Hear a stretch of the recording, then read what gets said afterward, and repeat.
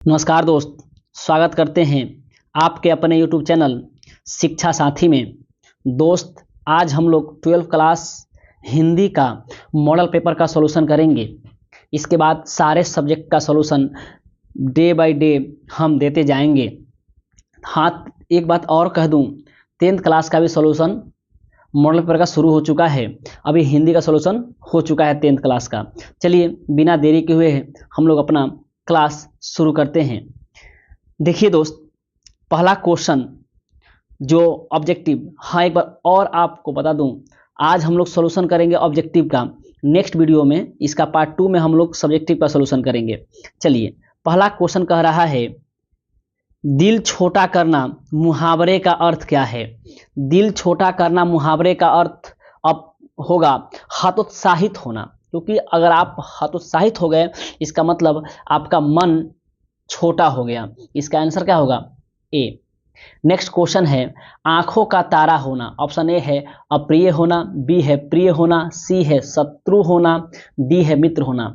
इसका सही आंसर होगा ऑप्शन बी, प्रिय होना। कहते हैं ना, आंखों का तारा मतलब बहुत प्रिय, तो आंखों का तारा होना, बहुत प्रिय होना। इसका आंसर होगा आंसर बी।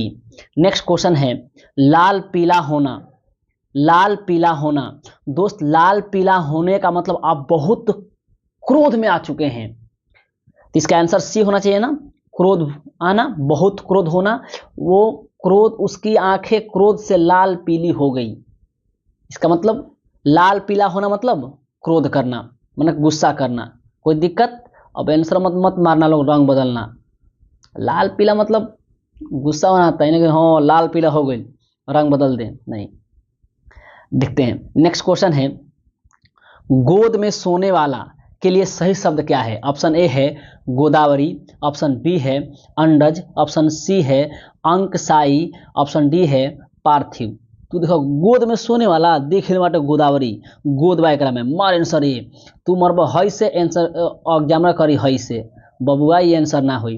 आंसर होगा सी। दोस्त मैं तो आपको समझाता हूँ। देखिए, गोद में सोने वाले को अंकसाई बोलते हैं, क्योंकि अंक का मतलब होता है गोद। क्या होता है? अंक का मतलब होता है गोद, और साई मतलब होता है सोना या लेटना। तो गोद में सोना या लेटने वाला को ही बोलेंगे अंकसाई। इसका आंसर होगा ऑप्शन सी। कितना मस्त क्वेश्चन है ना, ध्यान रखिएगा। हाँ एक बात और, कन्या मतलब ही गोद होता है, ध्यान रखिएगा। कन्या मतलब ही गोद होता है। सूरदास जी जो लिखे हैं अपने पद में श्री कृष्ण के बारे में, कि नंद की गोद में नंद बैठ करके, नंद की गोद में नंद बैठ करके खा रहे हैं, मन नंद की कन्या में नंद बैठकर, अर्थात श्री कृष्ण बैठकर खा रहे हैं अपने पिता नंद की गोद में। नहीं, तो कन्या का मतलब ही गोद होता है, ध्यान रखिएगा। नेक्स्ट क्वेश्चन है, शिक्षा शब्द क्या है? पुल्लिंग है, स्त्रीलिंग है, उभयलिंग है, इनमें से कोई नहीं। देखिए दोस्त, स्त्रीलिंग शब्द है शिक्षा। ये बहुत बार पूछा भी हुआ है ये क्वेश्चन। शिक्षा क्या है? स्त्रीलिंग है। एक बात और ध्यान रखना दोस्तों, आपके इस मॉडल सेट में जितने ऑब्जेक्टिव क्वेश्चन पूछे हुए हैं वो अधिकतर प्रीवियस ईयर से संबंध रखते हैं। मतलब आपके 100 जो ऑब्जेक्टिव क्वेश्चन इसमें पूछे गए ना, ग्रामर और प्लस में बुक का ऑब्जेक्टिव मिला करके, अधिकतर क्वेश्चन आप जाके मिलाइएगा प्रीवियस ईयर क्वेश्चन है या उससे जुड़ा हुआ क्वेश्चन है। इसका मतलब ये है कि आपके आने वाले एग्जाम जो फरवरी में होंगे उसमें प्रीवियस ईयर से क्वेश्चन आएगा ही आएगा। ये मॉडल सेट हमें संकेत देता है, तो प्रीवियस ईयर का कोई भी क्वेश्चन आप छोड़िएगा मत। ठीक है दोस्त, इसका आंसर क्या होगा? ऑप्शन बी, स्त्रीलिंग है। शिक्षा क्या है? स्त्रीलिंग है। अगला क्वेश्चन है 6 है, सभा शब्द क्या है? देखिए, सभा भी स्त्रीलिंग है। सभा भी क्या है? स्त्रीलिंग है, ऑप्शन बी। नेक्स्ट, परीक्षा। अरे यार, परीक्षा भी स्त्रीलिंग है। परीक्षा भी क्या है? स्त्रीलिंग है। हमारी परीक्षा पूरी हो गई, क्या हमारी परीक्षा पूरी हो गया? नहीं ना, ऑप्शन बी स्त्रीलिंग है। देखिए, तीनों के तीनों, सभा भी स्त्रीलिंग, शिक्षा भी स्त्रीलिंग, परीक्षा भी स्त्रीलिंग। आगे, हाँ, परीक्षा का संधि विच्छेद क्या होगा दोस्त? आप कमेंट बॉक्स में जवाब दे दीजिए जल्दी से, आप संधि पढ़े होंगे तो। नेक्स्ट, घी। घी शब्द क्या है? घी एक पुल्लिंग है। घी क्या है? पुल्लिंग है। वचन कितने प्रकार के होते हैं, वचन के कितने भेद होते हैं? तो वचन 2 होते हैं, एक वचन और बहुवचन। संस्कृत में वचन 3 होते हैं, लेकिन हिंदी में वचन 2 होते हैं। गलती से 3 मत लगाइएगा। अगला है अग्नि का पर्यायवाची क्या है? देखिए अग्नि का अनल, दहन, ज्वाला, पावक। ऑप्शन डी क्या होगा? Option D. ठीक है, वाजी तो घोड़ा का है। ठीक है, व्योम तो आप जानबे करते हैं। ऑप्शन डी होगा पावक। अग्नि का पर्यायवाची क्या होगा? पावक। नेक्स्ट, कमल का पर्यायवाची, अरे सरोज, सर में जन्म लेने वाला। सरह प्लस ज, सह माने सरह माने सरोवर, और ज माने जन्म लेने वाला, सरोवर में जन्म लेने वाला। पानी में जन्म नहीं लेता है कमल, तो इसका क्या होगा? सरोज। आगे, जो बहुत बोलता है, अरे वाचाल बोलते हैं उसको, अरे वाचाल। वाचाल मतलब बहुत बोलने वाला। क्या कहते हैं उसको? बहुत बोलने वाला। Option A. कोई दिक्कत दोस्त? आगे बढ़े। चलिए देखिए, ये सब आपको ग्रामर याद होंगे। 2-4 ऐसे ग्रामर जो आपको दिक्कत करेंगे, उसी को देखना है। और हमारे ये वीडियो बना रहे हैं तो आप इसको सिर्फ देखते जाइए, ताकि इससे 2-4 क्वेश्चन अगर एग्जाम में पूछा तो आप मार दीजिएगा। यही 2-4 क्वेश्चन के लिए मैं सोल्यूशन आपको करा रहा हूँ। ठीक है, आप इसको देखते जाइए ताकि हम आपसे गलती नहीं मारे। जैसे एक था गोद में सोने वाला, आप मारते गोदावरी या फिर छोड़ देते, तो कुछ यूनिक था ना। तो 2-4 क्वेश्चन जो यूनिक होंगे, अपवाद ही क्वेश्चन पूछता है। जैसे 10th क्लास से जब मॉडल पेपर में सोल्यूशन करा रहा था, तो एक उसमें क्वेश्चन था कि कहां किस क्रिया में ने का प्रयोग नहीं होता। और एक भूलना क्रिया है, भूलना, जो सकर्मक क्रिया है। सकर्मक क्रिया में ने का प्रयोग होता है, लेकिन अपवाद है भूलना। भूलना सकर्मक क्रिया है, लेकिन वहां पर ने का प्रयोग नहीं होता है। तो ऐसे ऐसे क्वेश्चन अपवाद वाले पूछ लेते हैं, तो उसी को ध्यान रखना था कि एक भी क्वेश्चन एग्जाम में गलती ना हो। चलिए, जल में रहने वाला सेना, जल में रहने वाली सेना, सेना स्त्रीलिंग है ना, तो जल में रहने वाली सेना के लिए एक शब्द क्या बोलेंगे? तो नौसेना। थल पर रहने थल सेना ना, और आसमान में रहने वाली वायुसेना।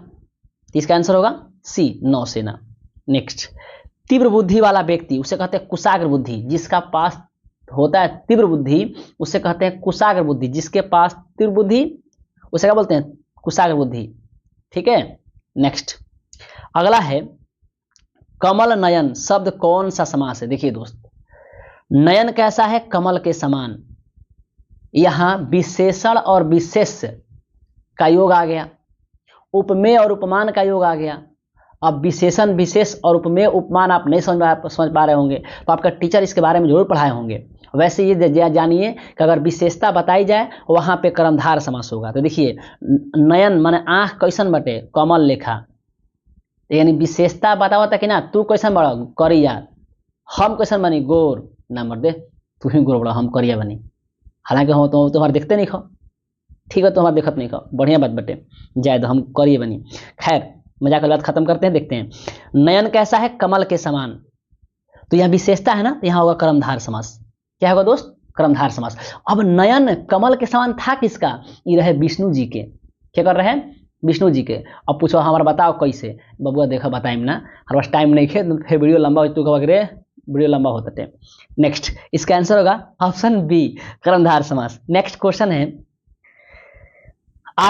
आजीवन शब्द का, आजीवन शब्द में कौन सा समास? देखिए दोस्त, आ एक अव्यय है। जीवन के आगे अगर आ लग गया तो हो गया जीवन भर। तो आ एक अव्यय है, तो अव्यय अर्थात अवयवी भाव समास। क्या होगा? अवयवी भाव समास। वह समास जिसका पहला पद प्रधान हो, अवयवी भाव समास। वह समास जिसका अंतिम पद प्रधान हो, तत्पुरुष समास। वह समास जिसका दोनों पद प्रधान हो, द्वंद्व समास। वह समास जिसका पहला पद संख्यावाचक हो, द्विगु समास। वह समास जिसमें विशेषता बताई गई हो, कर्मधार समास। ऐसा में इसका आंसर होगा अवयवी भाव समास, आजीवन। बहुत पूछता है आजीवन, ध्यान रखिएगा। नेक्स्ट, अगला है अग्रज अनुज शब्द में कौन सा समास है? देखिए दोस्त, अगर दो शब्द योजक चिन्ह से जुड़ गए, दो शब्द योजक चिन्ह जुड़ गए, वहां पे होता है द्वंद्व समास। जैसे माता पिता, माता और पिता, अग्रज अनुज, अग्रज मैंने बड़ा, अनुज मैंने छोटा, बड़ा और छोटा, यहाँ पर और छुप गया ना तो बड़ा और छोटा, इसका आंसर होगा द्वंद्व समास। कोई दिक्कत? जिसमें भी विशेषता बताई जाए, यानी उपमान और उपमेय की बात हो, कर्मधार समास। अंतिम पद प्रधान हो, तत्पुरुष समास। बहुब्रीहि समास, जो अपना अर्थ छोड़कर किसी विशेष अर्थ की ओर अग्रसर होता है उसे क्या कहते हैं? बहुब्रीहि समास। इसका आंसर होगा ऑप्शन बी, द्वंद्व समास। नेक्स्ट क्वेश्चन है, आगे है नवरत्न शब्द में कौन सा समास है? बबुआ हमारे देखो, नवरत्न में आगे नौ नौ नौ व नौ, नौ वन नौ होता है नवरत्न, तो यहाँ नौ मैंने संख्या आ गया ना, तो कौन हो गया? द्विगु समास। कोई दिक्कत नहीं दोस्त? आगे देखते हैं, आयुष्मान का परिवाची क्या होगा? चिरंजीवी का मतलब ही होता है चिरन, चिरन मतलब होता है बहुत दिन, जीवी माने जिंदा रहना, बहुत दिन जियो आप, तो आयुष्मान का परिवाची का होगा चिरंजीवी। क्या होता है? चिरंजीवी। जब शादी ब्याह हो तहार न, तो कार्डवा पर लिखा रही चिरंजीवी फलना कुमार ना। खैर आगे देखो, ऑप्शन बी इसका होगा दोस्त, चिरंजीवी। नेक्स्ट क्वेश्चन है, हीरोना पृथ्वी का परिवाची क्या होगा? पृथ्वी, ऑप्शन ए है मिट्टी, ऑप्शन बी है भूमि, ऑप्शन सी है आसमान, ऑप्शन डी है पताल। तू को ससुरा मारे, पृथ्वी का मतलब पताल, आंसर आप मारिएगा डी, एग्जामिनर करेगा हई से। इसका आंसर होगा भूमि। पृथ्वी का परिवाची क्या होगा? भूमि। आसमान का परिवाची होगा पताल। और पताल क्या है? तो पताल है, मान लीजिए ये भूमि है हम लोग का, ये हम लोग का पृथ्वी है, तो पृथ्वी के ऊपर ये आसमान है और पृथ्वी के नीचे पताल है। कहा जाता है कि नाग देवता हमने के पृथ्वी के ऊपर है पर रखले बड़न जी, ठीक है। और ये जो नाग देवता जो पृथ्वी को अपने ऊपर रखे हैं,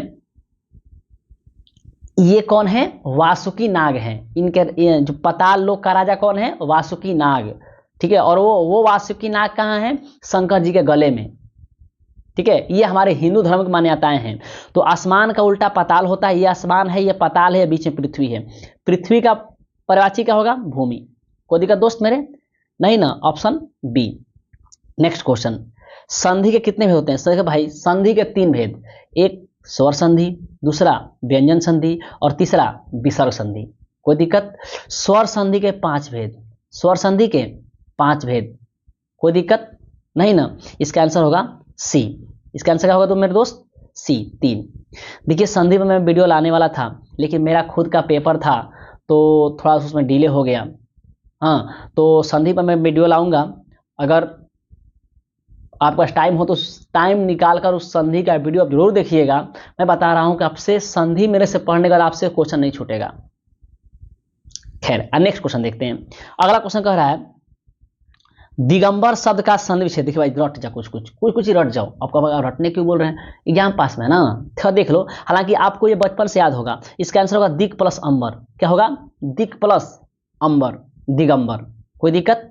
नियम देखिए, नियम अगर हम चर्चा करें तो मेरा समय ज्यादा हो जाएगा, वीडियो लंबा हो जाएगा, इसलिए मैं नियम चर्चा नहीं कर रहा हूं, मैं सिर्फ डील करा रहा हूं। कोई दिक्कत?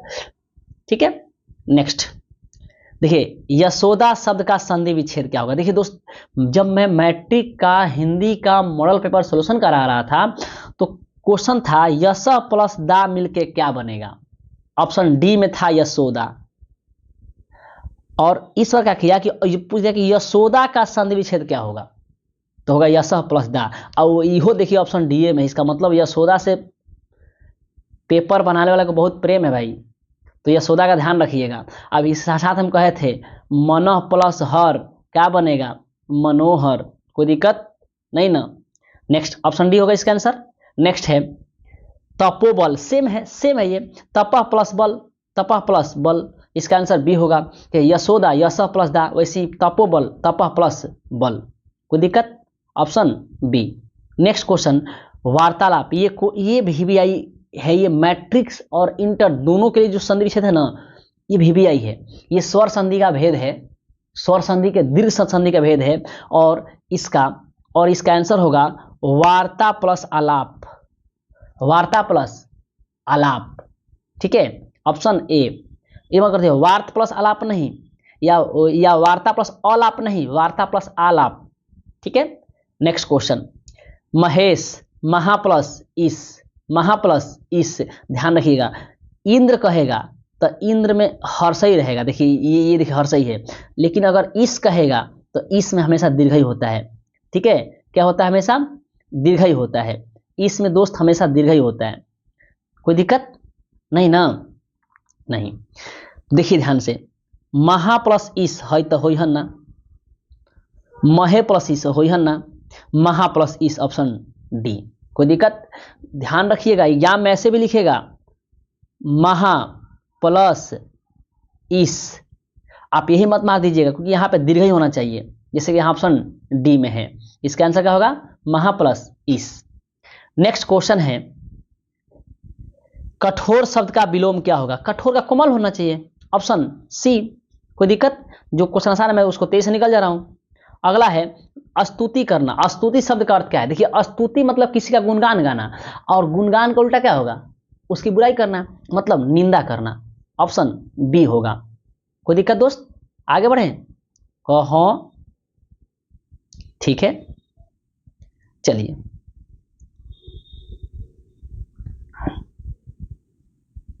नेक्स्ट क्वेश्चन है,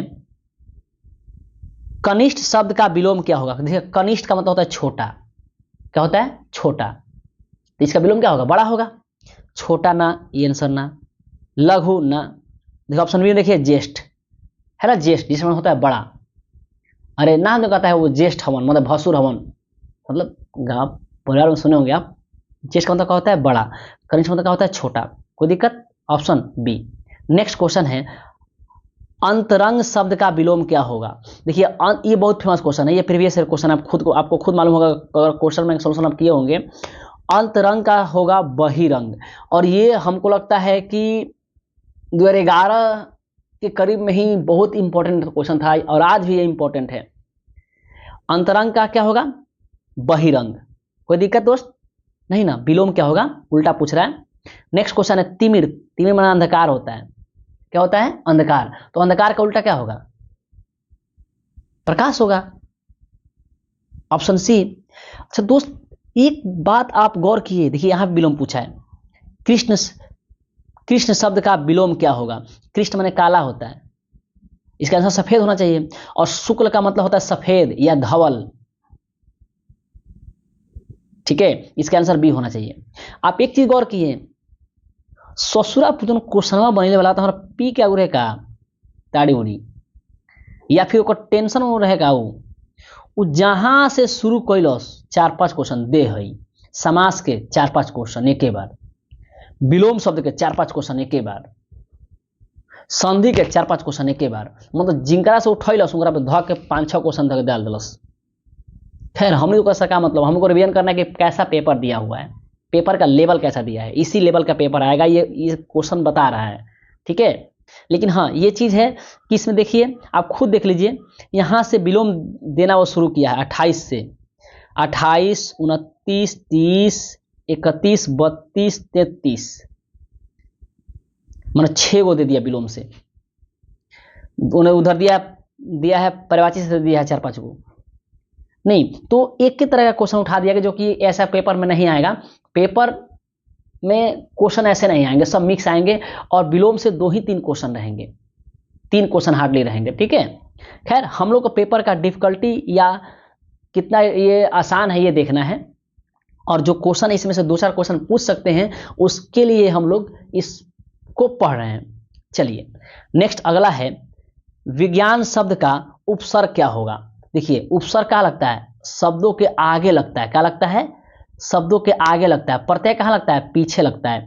देखिए विज्ञान में वी प्लस ज्ञान, यानी वी आगे लगा है ना, इसका आंसर क्या होगा? सॉरी ऑप्शन सी नहीं होगा दोस्त, अभी मिस्टेक हो रहा था, ऑप्शन बी होगा। बबुआ है वी हर्ष न हुई, इसका आंसर बी होगा। विज्ञान शब्द में उपसर्ग कौन सा है? वी होगा। ठीक है, अगला देखते हैं, पुरातन शब्द का उपसर्ग क्या? उपसर्ग मैंने आ गया पूरा पूरा पूरा, ऑप्शन सी। अब पूर्णा हुई पूरा हुई पुरातन, ठीक है, ऑप्शन सी होगा पुरातन में उपसर्ग। ठीक है दोस्त, ये सब आसान है, मैं थोड़ा तेज निकल रहा हूं। आदिकाल शब्द में उपसर्ग कौन सा है? आदिकाल, आदि प्लस काल, आदि हट उपसर्ग, क्योंकि उपसर्ग आगे लगता है, ऑप्शन ए। ऑप्शन बी मत मारना भाई, गलत है, ऑप्शन ए दहर सही होगा। नेक्स्ट क्वेश्चन है ममेरा, अब क्या पूछ रहा है तुमसे? प्रत्यय पूछ रहा है। प्रत्यय कहाँ लगता है? अंत में। तो तू खुदे बोला ममेरा, एरा, एरा, एरा, एरा, एरा। Option option A. ममेरा में कौन सा उपसर्ग है, सॉरी प्रत्यय है? ऑप्शन ए एरा। पढ़ाई में कौन सा प्रत्यय है? अंतिम में। पढ़ाई, पढ़ाई, पढ़ाई, पढ़ाई, पढ़ाई, पढ़ाई। पढ़ प्लस आई, आई, आई। हई मत मरिह न हो जाए गलत। ऑप्शन ए होगा, पढ़ाई में आई होगा। ठीक है दोस्त, अगला देखते हैं। प्रत्यय में कौन, सॉरी लिखावट में कौन सा प्रत्यय है? लिखावट, out, out, out, out. What मत मारना दोस्त मेरे, इसी को तो ध्यान देना है। लिखावट में वट नहीं है, आवट है। क्या है? लिख धातु है और आवट अंतिम में प्रत्यय लग गया। ठीक है, तो लिखावट होगा, आवट होगा, ना कि खाली वट होगा। तो अंतिम है दे वाट वट, मार दे आंसर वट, जो कि गलत हो जाएगा। ठीक है, इसका आंसर क्या होगा दोस्त? Option D. नेक्स्ट क्वेश्चन है, शस्त्र शब्द का विशेषण क्या होगा? देखिए विशेषण मानना है, तो शस्त्र का विशेषण शास्त्रीय क्या होगा? शास्त्रीय। और शास्त्रीय लिखाता है ऐसे। ठीक है, कैसे लिखाता है? ऐसे। Option B. कोई दिक्कत दोस्त? नहीं। नेक्स्ट क्वेश्चन, अगला क्वेश्चन है, रंग शब्द का विशेषण क्या होगा? रंग से बनाना है आपको विशेषण, तो रंग से बनेगा रंगीन। क्या बनेगा? रंगीन। ऑप्शन डी, रंग से बनेगा रंग। मैं जानता हूं दोस्त आपको विशेषण बनाने में थोड़ी समस्या आ रही होगी। ठीक है, लेकिन ये क्वेश्चन, ये भी कोई इसमें त्रुटि नहीं है कि विशेषण बनाने को नहीं आएगा, एकदम आएगा। संज्ञा से विशेषण बनाइए, जैसे रंग का रंगीन, शास्त्र का शास्त्रीय। तो आप संज्ञा से विशेषण बनाने का इंपॉर्टेंट क्वेश्चन पढ़ के जाइएगा, और कोशिश मैं करूंगा कि आपको इस पर वीडियो में शॉर्ट वीडियो 4-5 मिनट के बना दूं, इंपॉर्टेंट जितने संज्ञा से विशेषण बनाने वाले शब्द होंगे। इसका आंसर क्या होगा दोस्त? बी, रंगीन। नेक्स्ट क्वेश्चन, अगला है, वेद शब्द का विशेषण। बबुआ वेद शब्द का विशेषण का विशेषण, वेद के क्या बनेगा? वेदांत ना, वैदिवादी नहीं, अवेद नहीं, वैदिक बनेगा। क्या बनेगा? वैदिक। वैदिक युग माने जहां वेद का चलन था वैसा युग, यानी वैदिक एक विशेषण है। ठीक है, तो वेद का क्या हो जाएगा विशेषण? वैदिक। भगवान ना करे इनमें से क्वेश्चन आ जाए, ध्यान रखिए, इनमें से क्वेश्चन आवे के चाहिए, आए तो छोड़िए मत। नेक्स्ट क्वेश्चन, आचार्य शब्द कौन सी संज्ञा है? देखिए आचार्य, आचार्य कौन संज्ञा? आचार्य ना, आचार्य। आचार्य का मतलब शिक्षक, शिक्षक का मतलब अध्यापक। देखिए शिक्षकों की एक जाति होती है, अध्यापकों की एक जाति होती है, और शिक्षक या अध्यापक को आचार्य कहते हैं। अब कहिएगा शिक्षक जात हटे, हम सुने कि जात अहिर होला, राजपूत होला, भुनिहार होला ना, लाला होला, पंडित होला, और कौन जात होला हो? और भुला गुनी, मतलब और सब होते हैं लोग, महतो लोग होते हैं, महतो जी लोग होते हैं, नहीं तो ये सब होते हैं लोग। तो ये वो जात नहीं है, ये तो हम लोगों ने बांटा है। जाति का मतलब कैटेगरी, स्टूडेंट की कैटेगरी नहीं, बच्चों की कैटेगरी नहीं, वयस्कों की कैटेगरी, उसे कहते हैं कैटेगरी। मतलब कि एक जैसे लोग एक में डाल दिए गए। अध्यापक की कैटेगरी है कि वो लोग अध्यापक, वो जो है एक कैटेगरी के हैं, जिससे हम लोग नहीं। तो आचार्य मतलब अध्यापक कौन सी संज्ञा है? तो ये जातिवाचक संज्ञा, इसमें कैटेगरी वाइज बांटा गया हो। अब कुत्तों की एक जाति होती है, भैंसों की एक जाति होती है, मनुष्य की एक जाति होती है, मनुष्य में भी देखिए पुरुष की एक जाति होती है, स्त्री की एक जाति होती है। मान स्त्री मतलब कैटेगरी, कैटेगरी स्त्री कैटेगरी का है, वो पुरुष कैटेगरी का है नहीं। तो ऑप्शन ए होगा, जातिवाचक संज्ञा है। ये कौन संज्ञा है? जातिवाचक संज्ञा है। नेक्स्ट, चतुराई शब्द में कौन सी संज्ञा? देखिए चतुराई का भाव होता है, आप कभी चतुराई देखे नहीं होंगे। आप कोई अगर चालाकी कर रहा है, चतुराई कर रहा है, तो उसके भाव को समझिए, उसका भाव चतुराई वाला है नहीं। वो कोई प्रसंग छोड़ रहा है जो चतुराई वाला प्रसंग छोड़ रहा है, जो यूरोप वासियों में कूट कूट के भरा हुआ है नहीं। तो जो प्रसंग कोई बातें बोल रहा है, जो चतुराई से किसी को अपने वश में कर रहा है या अपने बातों से डुबा रहा है, वो तो चतुराई आप फील कर रहे हो ना, मतलब उसके भाव को देख रहे हो ना। तो चतुराई क्या है? भाववाचक संज्ञा है। ठीक, कोई दिक्कत? नेक्स्ट, अगला क्वेश्चन है गुच्छा। गुच्छा कौन सी संज्ञा है? गुच्छा माने समूह, ये क्या हो जाएगा? ऑप्शन सी, समूहवाचक संज्ञा। कोई दिक्कत दोस्त? आते उच्चारण स्थान, देखिए दोस्त उच्चारण स्थान आपके एग्जाम में पूछेगा ही पूछेगा, 10th क्लास और 12th क्लास दोनों में पूछेगा। मैं आपको एक सलाह देता हूँ मेरे दोस्त, मेरा उच्चारण स्थान पर 51 मिनट का वीडियो है। देखिए वीडियो लंबा है, लेकिन आप उस वीडियो को देखिएगा। 51 मिनट के वीडियो में मैं उच्चारण स्थान को डील कराया हूँ, पहले थ्योरी बताया हूँ, फिर उसका ट्रिक बताया हूँ, और उसके बाद जितने प्रीवियस ईयर क्वेश्चन पूछे जा चुके हैं आपके बिहार बोर्ड में 10th और 12th क्लास में, वो सबका सॉल्यूशन भी मैं कराया हूँ। आप 51 मिनट वीडियो जाकर देख लीजिएगा, आपसे क्वेश्चन नहीं छूटेगा। भले आपको उच्चारण स्थान आसान लगता है, 1-2 उच्चारण स्थान आपको फंसा देगा, लेकिन अगर मेरा वीडियो देख लीजिएगा तो आपको वहीं के वहीं याद हो जाएगा, फिर कहीं आपको पढ़ने का देखने की आवश्यकता नहीं पड़ेगी। चलिए देखते हैं, कह रहा है प वर्ण का उच्चारण स्थान क्या होगा। तो देखिए कुछ मैं बता रहा हूं आपको। मालूम है कवर्ग, कवर्ग माने क ख ग घ, चवर्ग छ छ ज ञ, टवर्ग ठ ठ ड अण, तवर्ग, और एक है पवर्ग। कवर्ग बोला जाता है कंठ से, चवर्ग बोला जाता है तालू से, ट वर्ग मूर्धा से, त वर्ग दांत से, और प वर्ग ओठ से। किससे?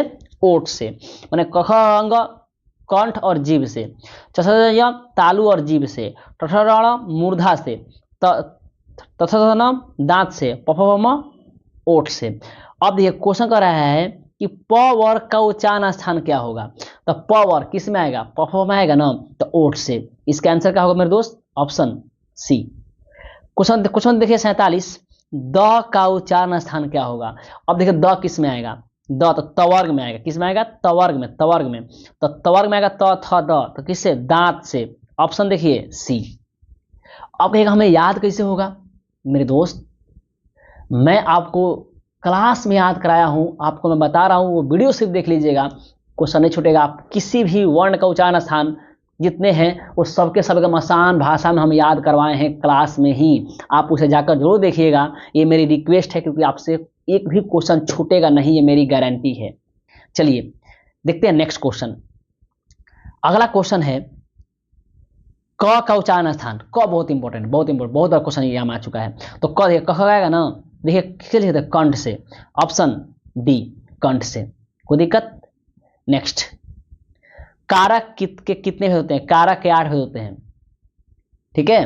कर्ता, कर्म, करण, संपादान, नहीं अपादान, संबंध, ठीक है। Option C. नेक्स्ट क्वेश्चन, पेड़ से पत्ते गिरते हैं किस कारक का? देखिए पेड़ से पत्ते गिरते हैं, पेड़ से पत्ता गिर कर अलग होता है ना, और जहां कोई दो वस्तु अलग होती है वहां होता है अपादान कारक। ऑप्शन सी अपादान कारक। नेक्स्ट क्वेश्चन है, कर्ण कारक का चिन्ह क्या है? कर्ण कारक होता है तृतीय विभक्ति, कर्ण कारक होता है तीसरा, और तृतीय विभक्ति का चिन्ह होता है से या द्वारा, से या द्वारा, कोई दिक्कत?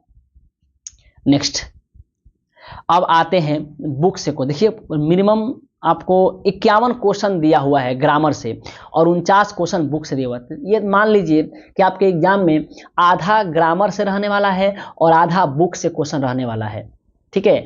मेरा ऐसा मानना है कि 45 से लेकर 50 के बीच ग्रामर का क्वेश्चन रहेगा, और वही 50 से लेकर 55 के बीच बुक का क्वेश्चन रहेगा, ठीक है। चलिए देखते हैं, पहला क्वेश्चन कह रहा है बुक का कि बाल कृष्ण भट्ट जो लिखे हैं बातचीत रचित रचना निम्न में से कौन है? अच्छा वही क्वेश्चन पूछ दे दिया कि बाल कृष्ण भट्ट जो है उनकी निम्न में से कौन सी रचना है। तो इसका आंसर क्या होगा? ऑप्शन डी बातचीत। क्या होगा? ऑप्शन डी बातचीत। अब देखिए ऑप्शन ए है जूठन, तो जूठन को कौन लिखा है? ओम प्रकाश वाल्मीकि। कौन लिखा है? ओम प्रकाश वाल्मीकि। और एक इसमें दलित गरीब परिवार की स्थिति को बताया गया है, और ये खुद ये स्थिति के नहीं, ये जो जूठन लिखे हैं ना, ये इनकी आत्मकथा है।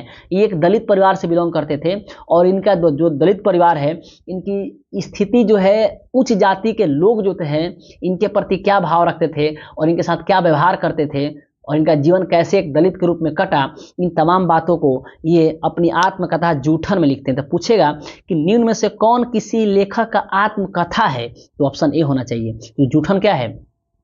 ओम प्रकाश वाल्मीकि की आत्मकथा है। ऑप्शन बी है रोज। अब ये देखिए रोज, रोज एक कहानी है, क्या है दोस्त? कहानी है। यथात्म कथा, ये कहानी है। कौन लिखा है? सच्चिदानंद हीरानंद वात्स्यायन आगे।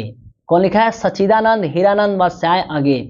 आगे जी प्रयोगवाद को का उपयोग करने वाले सबसे पहले कवि या लेखक थे और रोज को लिखे। रोज की नायिका कौन है? मालती।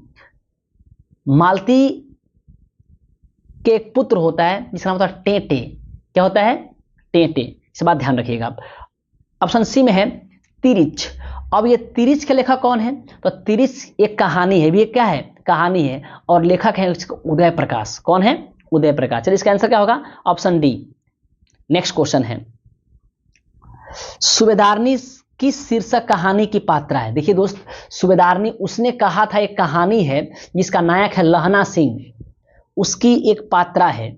लहना सिंह की प्रेमिका होती है। जब लहना सिंह 12 वर्ष का रहता है और अमृतसर के बाजार में जाता है तो वहां एक लड़की को देखता है, जो लड़की 8 वर्ष की रहती है और टांगे के नीचे वो गिरती तो उसे बचाता है ये लहना सिंह।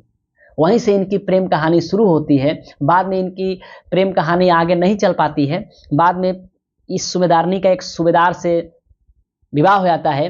अंतिम में ये दोनों मिलते हैं बहुत दिनों बाद। जब इसके बच्चे बड़े हो जाते हैं तो पूछेगा सूबेदारनी किस शीर्षक कहानी की पात्रा है, तो उसने कहा था, और उसने कहा था कि नायक कौन है? जल्दी से बताइए। लहना सिंह। क्या है? लहना सिंह। ऑप्शन ए है ओ सदा नीरा। अब बताइए कि ओ सदा नीरा के लेखक कौन है?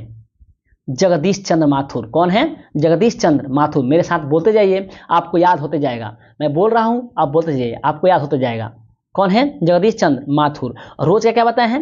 रोज के लेखक कौन है? रोज के लेखक है सच्चिदानंद हीरानंद वात्स्यायन आगे। सही वात्स्यायन आगे। आप कह सकते हैं अगे जी। और अगे जी थे ना, ये शमशेर बहादुर सिंह को कवियों का कवि कहे थे। क्या कहे थे? कवियों का कवि। ऑप्शन डी में है जूठन। अब जूठन अभी हाल में इससे पीछे चर्चा की है वीडियो में, क्वेश्चन में, कि जूठन एक दलित व्यक्ति की आत्मकथा है और वो किसकी आत्मकथा है? ओम प्रकाश वाल्मीकि की। ठीक है दोस्त, इसका आंसर होगा सी। नेक्स्ट क्वेश्चन, अगला क्वेश्चन है, उसने कहा था किस प्रकार की कहानी है? और देखिए ऑप्शन ए है चरित्र प्रधान, ऑप्शन बी है व्यंग प्रधान, ऑप्शन सी है हास्य प्रधान और ऑप्शन डी है धर्म प्रधान। देखिए दोस्त, इसमें टाइपिंग मिस्टेक हुआ है। ये ऑप्शन डी में धर्म नहीं है, कर्म है, कर्म प्रधान। और इसका आंसर होगा डी, कर्म प्रधान। उसने कहा था जो कहानी है वो कर्म प्रधान आधारित कहानी है। ठीक है दोस्त, इसका आंसर क्या होगा? ऑप्शन डी, जो में होगा कर्म प्रधान। नेक्स्ट क्वेश्चन, अगला कह रहा है कि रामधारी सिंह दिनकर की रचना में से कौन है? रामधारी सिंह दिनकर निम्न में से किस रचना किए हैं, मैंने किसकी रचना किए हैं? तो इसका आंसर होगा ऑप्शन बी, अर्धनारीश्वर। रामधारी सिंह दिनकर अर्धनारीश्वर की रचना किए हैं। अब देखिए, अर्ध जो नारीश्वर है ये एक निबंध है। क्या है? निबंध है। इसमें शिव और पार्वती की मूर्ति, जिसमें एक तरफ शिव और एक तरफ पार्वती है, उस चीज को एक कलात्मक रूप से दर्शाया गया है। ठीक है, तो इसका आंसर क्या होगा? बी। अब संपूर्ण क्रांति लेखक कौन है? जयप्रकाश नारायण। शिक्षा के जो शिक्षा है इसके लेखक कौन है? इसके लेखक है जे कृष्णमूर्ति। कौन है? जे कृष्णमूर्ति। और तिरिच के लेखक कौन है? उदय प्रकाश, जो आपको पिछले क्वेश्चन में हम बताए हैं। तो इसका आंसर क्या होगा दोस्त? Option B, Ardhanarishwar. Next question है, रामधारी सिंह दिनकर का जन्म कहां हुआ था? देखिए दोस्त, रामधारी सिंह दिनकर का जन्म हुआ है बिहार में, बिहार के सिमरिया में। सिमरिया गांव का नाम है और राज्य का नाम क्या है? बिहार। राज्य का नाम क्या है? बिहार। और बिहार के बेगूसराय जिला के सिमरिया गांव में इनका जन्म हुआ था। ये ऑप्शन डी। नेक्स्ट क्वेश्चन, अगला क्वेश्चन है, रामधारी सिंह दिनकर किस युग के कवि थे?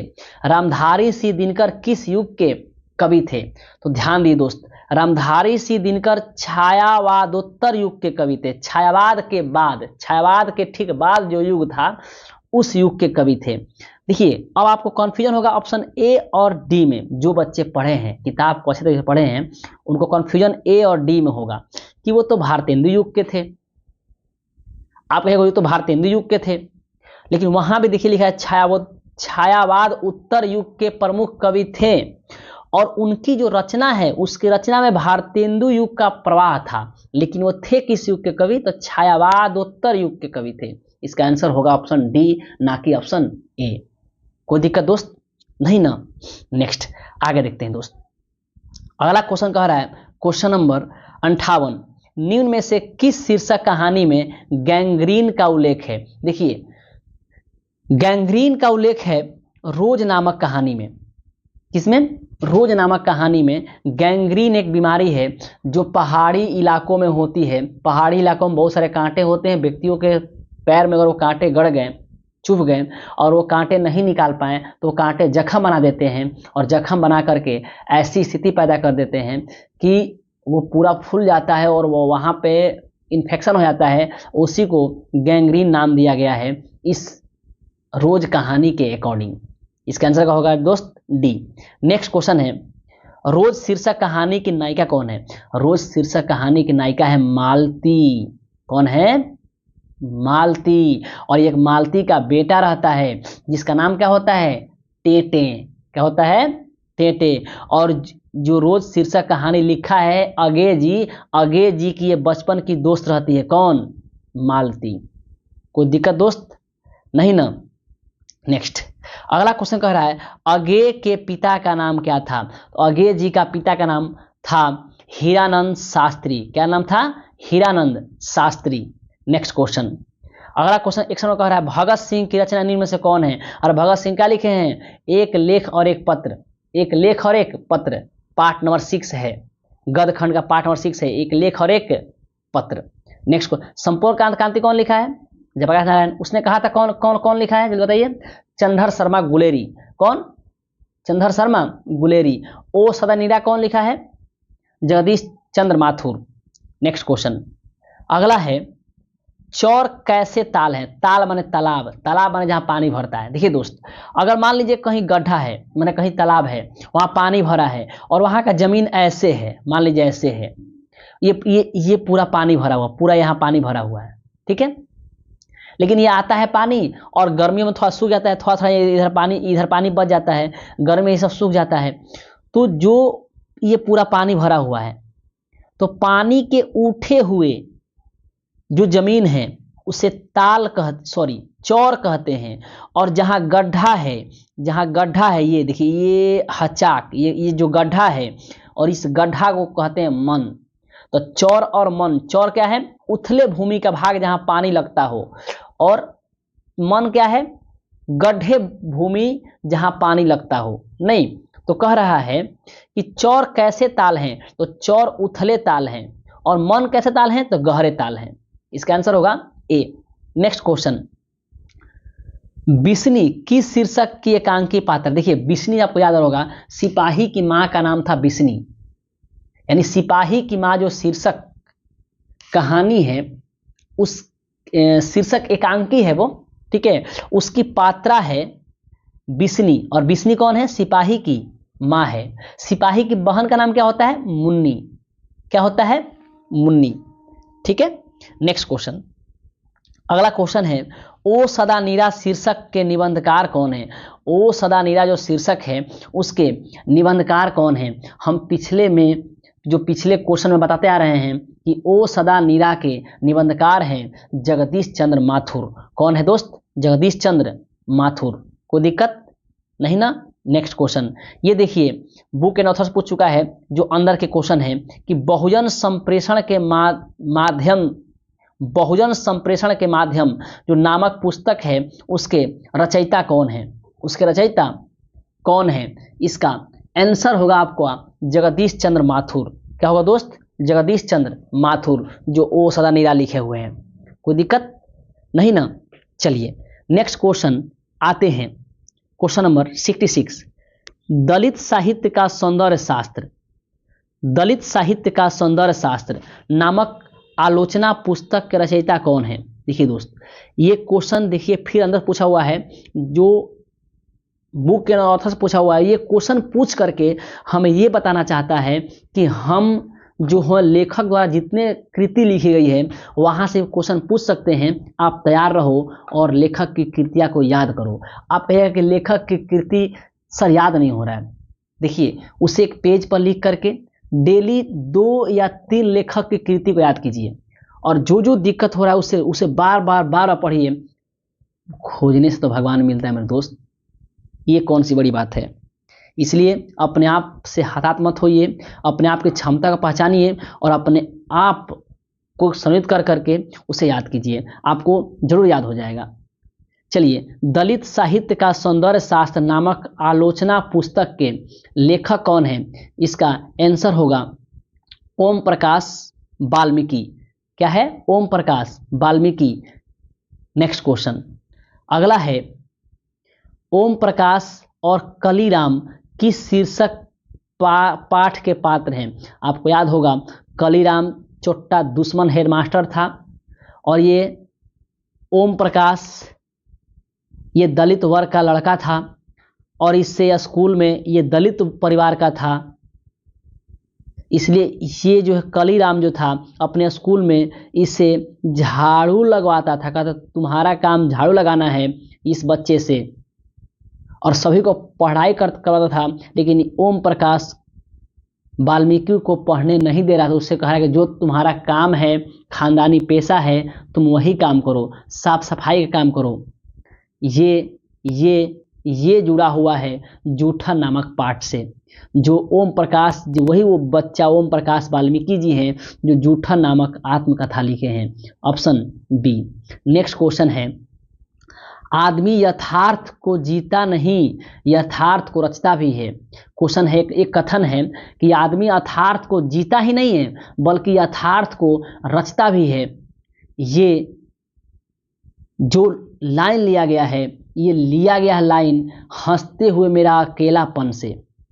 हंसते हुए मेरा अकेलापन से ये लाइन लिया गया है, और ये एक डायरी है, और ये डायरी के लिखने वाले हैं मलयज।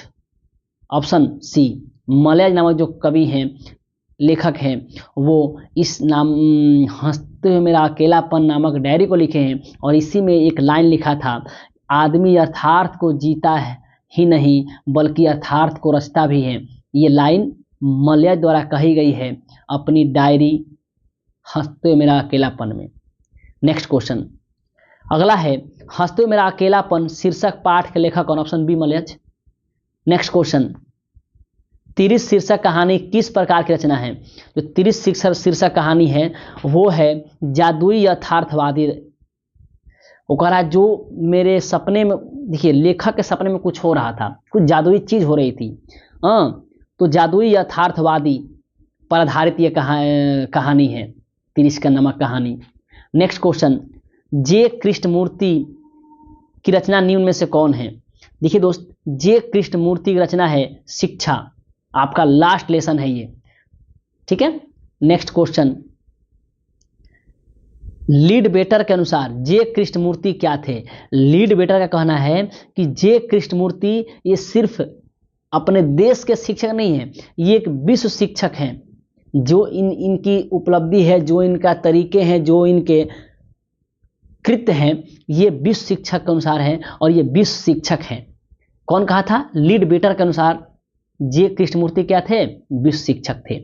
नेक्स्ट क्वेश्चन है, ओराव भाषा में धांगड़ का अर्थ क्या होता है? देखिए ओराव भाषा में धांगड़ का अर्थ होता है भाड़े का मजदूर। क्या होगा दोस्त? भाड़े का मजदूर। ये प्रीवियस क्वेश्चन है, ऑप्शन ए होगा। नेक्स्ट क्वेश्चन है, गंडक नदी की चर्चा किस पाठ में है? अरे ओ सदा नीरा, यही इसी में तो गंडक नदी की चर्चा है। Option B. नेक्स्ट क्वेश्चन है, रामधारी सिंह दिनकर किस विश्वविद्यालय के उप कुलपति पर आसीन रहे थे? तो भागलपुर विश्वविद्यालय के उप कुलपति के पद पर ये आसीन रहे थे। कौन? रामधारी सिंह दिनकर। और ये कहाँ के थे? बिहार के थे। कहाँ के थे दोस्त? बिहार के थे, सिमरिया बेगूसराय बिहार। नेक्स्ट, अर्धनारीश्वर शीर्षक पाठ हिंदी साहित्य की कैसी विद्या है? अर्धनारीश्वर एक निबंध है। क्या है दोस्त? निबंध है। कोई दिक्कत नहीं ना? नेक्स्ट क्वेश्चन है, स्पीच का उद्देश्य सुनने वाले के मन में जोश और उत्साह पैदा करना है। देखिए, बातचीत जो नामक निबंध है उसमें बाल कृष्ण भट्ट कहते हैं कि स्पीच का उद्देश्य सुनने वालों के मन में जोश और उत्साह पैदा कर देता है। ऑप्शन डी इससे आंसर होगा। नेक्स्ट क्वेश्चन है, प्रकृति वर्णन से संबंधित कविता कौन है? निम्न में से कौन सी कविता प्रकृति का वर्णन करती है? इसका होगा ऑप्शन बी। नेक्स्ट, कवियों का कवि किसे कहा गया? अरे कवियों का कवि शमशेर बहादुर सिंह को कहा गया है। और किसने कहा है? सच्चिदानंद हीरानंद वात्स्यायन अगे न हो। हाँ। नेक्स्ट, मुक्तिबोध का पूरा नाम क्या है? अरे भैया मुक्तिबोध का पूरा नाम जल्दी बताओ। सी कची होगा? गजानन माधव मुक्तिबोध। आई का लिखले रहन? जन जन का चेहरा एक। का लिखल रहन? जन जन का चेहरा एक। दानव दुरात्मा एक, मनुष्यों की आत्मा एक, जन जन का चेहरा एक। कोई दिक्कत? नेक्स्ट, अगला क्वेश्चन कह रहा है, ज्ञानेंद्र पति किस प्रशासनिक पद पे कार्यरत थे? देखिए, ज्ञानेंद्र पति कारा अधीक्षक, बीपीएससी के थ्रू ये कारा अधीक्षक के पद पर कार्यरत थे। ठीक है। नेक्स्ट क्वेश्चन, गांव का घर शीर्षक कविता के कवि कौन है? गांव के घर शीर्षक कविता कवि हैं ज्ञानेंद्र पति। कौन है? ज्ञानेंद्र पति। नेक्स्ट क्वेश्चन में दोस्त, उषा शीर्षक कविता कवि कौन है? उषा शीर्षक कविता कवि हैं शमशेर बहादुर सिंह। कौन है? शमशेर बहादुर सिंह। इसे कवियों का कवि कहते हैं। नेक्स्ट क्वेश्चन है, तुलसीदास का जन्म कहाँ हुआ था? दोस्त, तुलसीदास का जन्म हुआ था राजापुर बांदा उत्तर प्रदेश। कहाँ हुआ था? राजापुर बांदा उत्तर प्रदेश। और ऑप्शन बी में देखिए, निहालपुर इलाहाबाद उत्तर प्रदेश। यहाँ पे सुभद्रा कुमारी चौहान का जन्म हुआ था, जो पुत्र वियोग नामक कविता लिखी है। ठीक है, निहालपुर इलाहाबाद उत्तर प्रदेश। इसका आंसर होगा option A, Rajapur Banda Uttar Pradesh. Next question है, कवि भूषण की कविता में कौन सा रस पाया? देखिए, कवि भूषण जो है ना, ये दो छप्पे लिखे हैं, दो पद लिखे हैं। ठीक है, दो पद में, पहले पद में वीर शिवाजी की वीरता का बखान किए हैं और दूसरे पद में क्षितिपाल के लाल छत्रसाल की तलवार का बखान किए हैं। अर्थात इन दोनों की वीरता का बखान किए हैं, अर्थात इनकी कविता में वीर रस का संचार होता है। Option C. नेक्स्ट क्वेश्चन है, जयशंकर प्रसाद रचित महाकाव्य निम्न में से कौन है? माने जयशंकर प्रसाद निम्न में से कौन से महाकाव्य का रचना की? अरे कौन नहीं जानता, कमायनी। आंसू, लहर, झरना, कमायनी सब इनकी रचना है। सबसे मेन महाकाव्य कौन है? कमायनी। नेक्स्ट क्वेश्चन, सुभद्रा कुमारी चौहान का जन्म कहाँ हुआ था? अभी भी बताएं आपको, सुभद्रा कुमारी चौहान का जन्म हुआ था निहालपुर इलाहाबाद उत्तर प्रदेश। नेक्स्ट क्वेश्चन, पुत्र वियोग शीर्षक कविता की कवयित्री कौन है? तो पुत्र वियोग शीर्षक कविता की कवयित्री है सुभद्रा कुमारी चौहान। निहालपुर इलाहाबाद उत्तर प्रदेश में इनका जन्म हुआ था। कोई दिक्कत दोस्त? पुत्र वियोग की कवित्री है कौन? सुभद्रा कुमारी चौहान। और कवित्री किसके स्त्रीलिंग है? कवि का स्त्रीलिंग कवित्री, अभिनेता का स्त्रीलिंग अभिनेत्री, नेता का नेत्री। ध्यान रखिएगा। नेक्स्ट, मेरा खोया हुआ खिलौना अब तक मेरे पास ना आया, यह पंक्ति किस शीर्षक कविता की है? यह शीर्षक कविता है पुत्र वियोग। क्या है? पुत्र वियोग। इसकी लेखिका कौन है, अर्थात कवयित्री कौन है? सुभद्रा कुमारी चौहान। कहाँ की रहने वाली है? निहालपुर इलाहाबाद उत्तर प्रदेश ना दोस्त। नेक्स्ट क्वेश्चन, पंचायती राज में जैसे खो गए हैं पंच परमेश्वर, इस पंक्ति में किस शीर्षक कविता, यह पंक्ति किस शीर्षक कविता की है? यह है गांव का घर। इसमें कहा गया है, बूढ़ा दादा आते हैं दूध लेकर के, वहां पर गिनती होती थी, वो अंगूठा से दूध में डुबो करके और दुआरी पट्टी के देते थे, वहीं वो अंतिम दिन में गिनती करते कि हमें कितने दिन दूध दिए। आप पढ़े होंगे, मैं खुद मेरे चैनल पर जो काव्य खंड का 13 पाठ का पूरा वीडियो का वीडियो में सॉल्यूशन दिए हुए हैं, पूरा अच्छे तरीके से मैं पूरे अर्थ को समझाया हूँ। एक बार जाकर देखिएगा। अगर जो जो आपको चैप्टर दिक्कत करते हैं, हम जहाँ भी पढ़े होंगे, आपको जो जो चैप्टर दिक्कत करते होंगे उस चैप्टर का काव्य खंड के जो चैप्टर आपको दिक्कत करते होंगे उस चैप्टर का जाकर सॉल्यूशन देखिएगा। मैं एकदम आसान भाषा में समझाया हूँ आपको, एक बार अगर जरूर देखिएगा। ठीक है, नेक्स्ट क्वेश्चन है, प्यारे नन्हे बेटे को शीर्षक कविता का नायक कहाँ का रहने वाला है? अरे प्यारे नन्हे बेटे को शीर्षक कविता का नायक रहने वाला है भिलाई छत्तीसगढ़ का, भिलाई छत्तीसगढ़ का। अच्छा, प्यारे नन्हे बेटे को किस कवि ने लिखा है? तो विनोद कुमार शुक्ल। किसकी रचना है? विनोद कुमार शुक्ल की रचना है। ठीक है दोस्त, विनोद कुमार शुक्ल रचना है। और इस यहाँ का नायक, सॉरी, इसका नायक कहाँ का रहने वाला है? भिलाई छत्तीसगढ़ का। नेक्स्ट क्वेश्चन है, दानो दुरात्मा एक मानव की आत्मा एक, चाहे है ना, दानो दुरात्मा एक मानव की आत्मा एक, यह पंक्ति किस कविता की है? अरे ये है जन जन का चेहरा एक। नेक्स्ट क्वेश्चन है, छत्रसाल दशक शीर्षक कृति के रचनाकार कौन है? ये छत्रसाल दशक शीर्षक कृति के रचनाकार हैं कवि भूषण। कवि भूषण छत्रसाल की तलवार की बखान करते हैं ना, ऑप्शन डी। नेक्स्ट क्वेश्चन है, कवि जायसी की रचना इनमें में से कौन है? कवि मलिक मोहम्मद जायसी की रचना है कड़बक। और कड़बक किसे लिया गया है? पद्मावत से। पद्मावत किस रचना है? मलिक मोहम्मद जायसी की। जायसी किस मार्ग के कवि हैं? ये प्रेम मार्ग के कवि हैं। ठीक है, नेक्स्ट क्वेश्चन,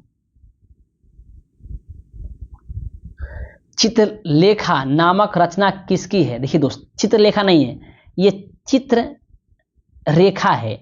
ये टाइपिंग यहाँ मिस्टेक हुआ है, चित्ररेखा है। क्या है? चित्ररेखा। किसकी रचना है? तो इस आंसर होगा डी, मलिक मोहम्मद जायसी की। चित्ररेखा है ये। क्या है दोस्त?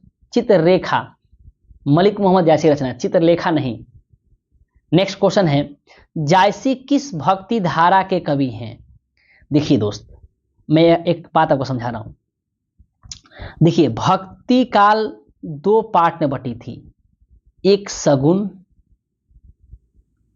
और एक निर्गुण। सगुण दो भाग में, रामश्रय एक कृष्णश्रयी, मतलब जो राम की बखान करते थे रामश्रयी, कृष्ण की बखान करते थे कृष्णश्रयी। निर्गुण जो भक्ति धारा थी वो दो भाग बटी थी, एक ज्ञान और एक प्रेम। जो अपने कविता में जो देखो जो भक्ति नहीं करता था उसे निर्गुण भक्ति धारा कहा गया, जो भक्ति करता था सगुण भक्ति धारा कहा गया। अब भक्ति में जो राम की भक्ति करता था रामाश्रयी, मैं राम को मानने वाला, कृष्ण की भक्ति करता था कृष्णश्रयी, कृष्ण को मानने वाला। अगर निर्गुण में जो ज्ञान की बातें अपने कविता में लिखता था उसे ज्ञानश्रयी या ज्ञान मार्गी बोला गया, और जो अपनी कविता में प्रेम की बातें लिखता था उसे प्रेमश्रयी या प्रेम मार्गी बोला गया। आया समझ में? अब देखिए, राम की भक्ति तुलसीदास करते थे। कौन? तुलसीदास। तुलसीदास कौन थे? रामाश्रयी थे। कृष्ण की भक्ति सूरदास करते थे।